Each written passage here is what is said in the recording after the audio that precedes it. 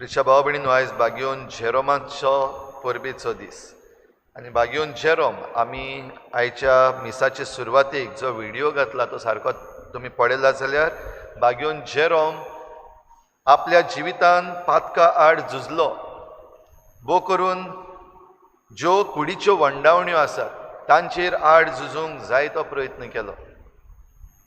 तेच बरोबर जो ताका राग येतालो वो ताच्यान सोंसूंक जायनासलें वो ताची जीब सारकी धरनासली म्हणजे कोणूय जरी तर कितें वायट केलो जाल्यार ताचेर रोखडोच तो वायटान उलयतालो.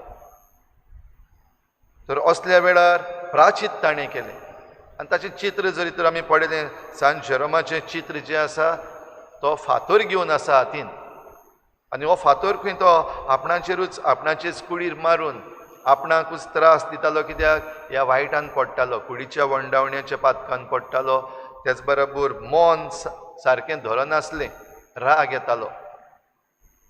हें करता आसतना हातूंतलो भायर सरपाक आनीक एक बरो पर्याय ताका मेळ्ळो आनी तो म्हणल्यार पवित्र पुस्तक वाचपाचो आनी पवित्र पुस्तक अणकारपाचो, ट्रान्सलेट करपाचो. जें ग्रीक भाशेन आसलेलें तें ताणें लातीन भाशेन करपाक ताका पाप साहेबान मागीर रोजा दिली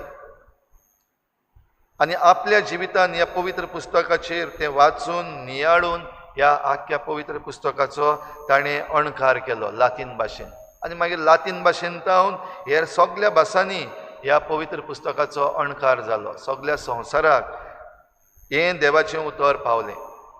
भाव भयणीनो, मिसांव आमचें आनी आमचें मिसांव असलें की आमचें मिसांव धांवून जावपाक जाय, सडसडीत जावपाक जाय. कोंकणींतल्यान हें काय बरें उतर आसा, सडसडीत. सवका आमकां जाय त्या वेळार तें करूंक जायना, सडसडीत करूंक जाय. थोडे फावटी निमण्या वखदार करपाक जाय.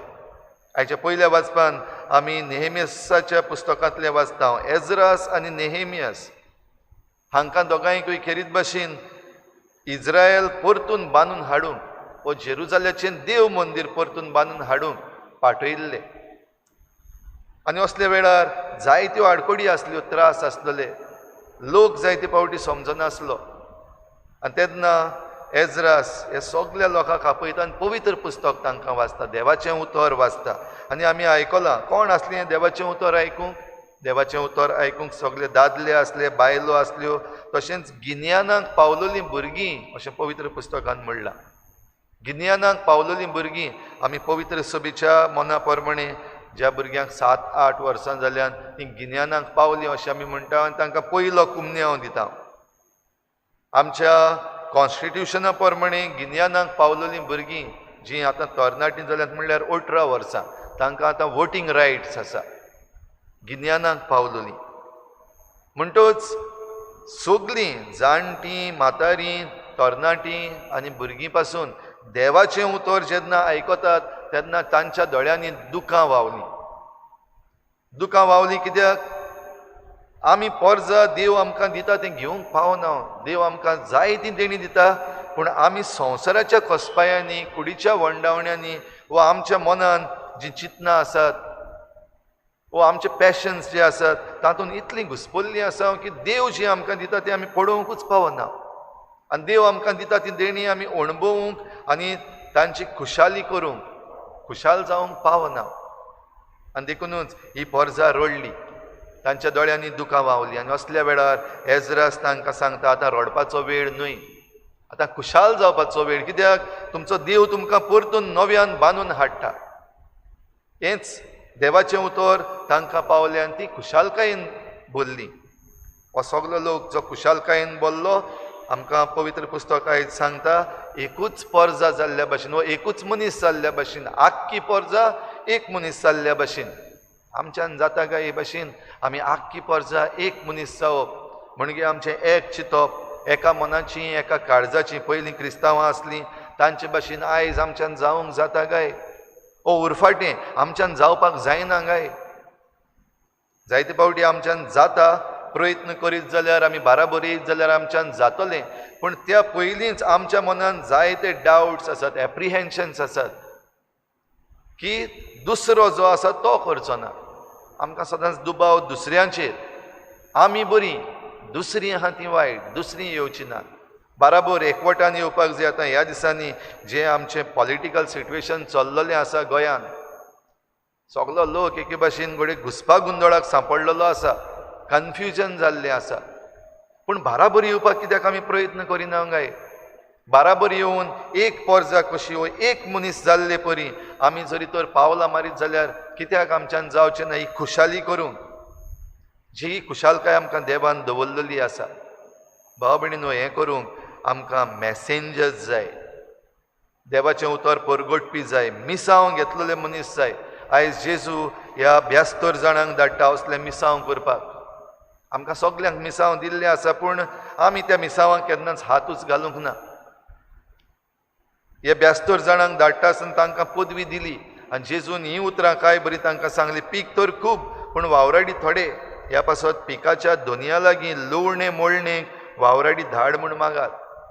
आमचे मदलीं कितलीं जाणां तयार आसतलीं देवाचें उतर परगटूंक मुखार वचूंक. पवित्र सभा जी आमकां जबाबदारी दिता त्यो घेवपाक आमी कितलीं जाणां तयार आसात. आतां ह्या दिसांनी जायते मॅसेंजर्स आसात.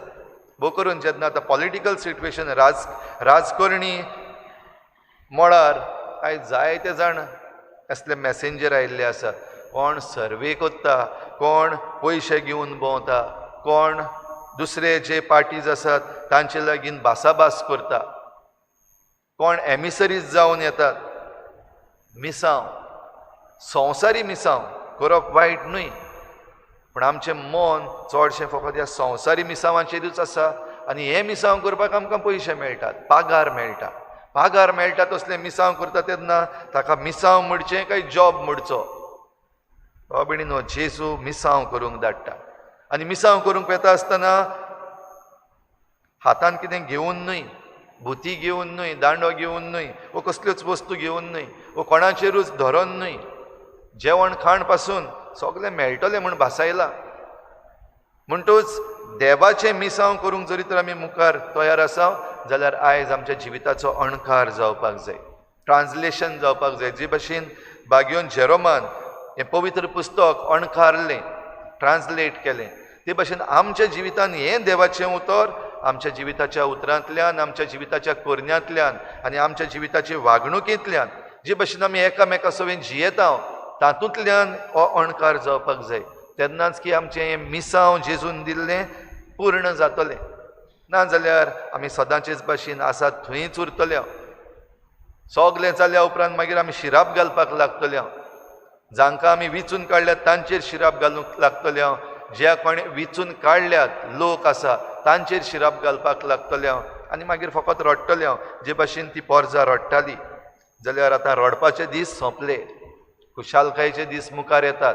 अच्छे दिन आने वाले हे जे येवंकूच नात ते आतां येतले जाल्यार आमी बाराबर उठपाची गरज आसा.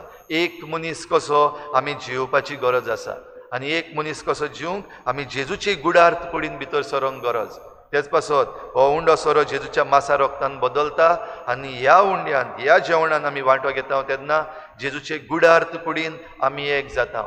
जेजू तकली आमी सांदे जाल्यार तेच भाशेन जिवया आनी हो समाज, हो देश आनी भोव करून आमचें राज्य, आमचें गोंयचें राज्य हातूंत बदल हाडपाक आमी मिस्योनार जावया.